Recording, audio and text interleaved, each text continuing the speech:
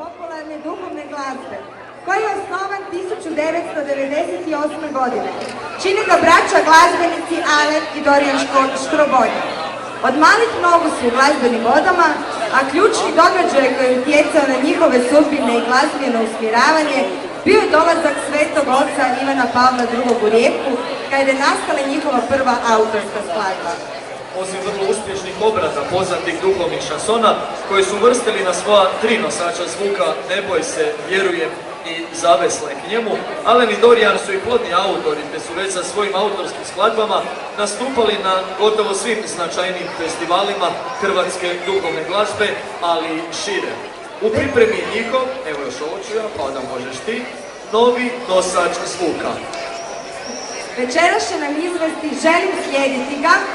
Autor svega i teksta i glazbe i aranžmana je Dorijan Škrobonja, a pomoć će im Loris.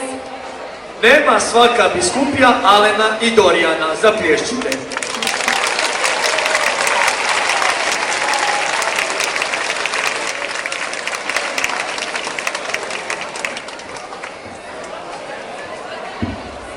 Hvala Isusi Marija, draga Rijeko, dragi Riječani. Evo, nama je posebna čast što večera s nama nastupa naš veliki prijatelj Loris. Jedan spontani aplauz, molim vas, za Lorisa. Tako je, hvala lijepo. Maestro, može.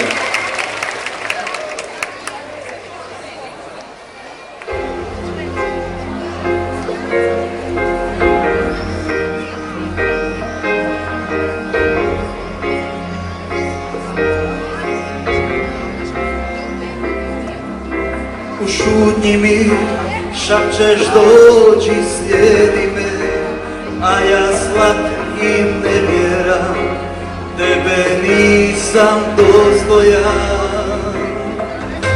Šapčeš mi sve što želiš od mene, život moj i križeve, djela sva i molitve, noćas kažem da želim slijedit ga, kao Marija, službenica Gospodnja, sebe samoga noćas odričem se ja, kao Marija, blagoslovljena, kao Marija, za Krista Isusa.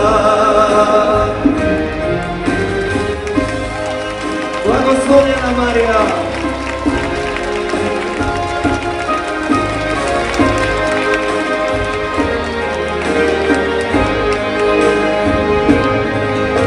U šutnji mi šapčeš dođi, slijedi me, kao Marija raduj se, duh moj na te sići će.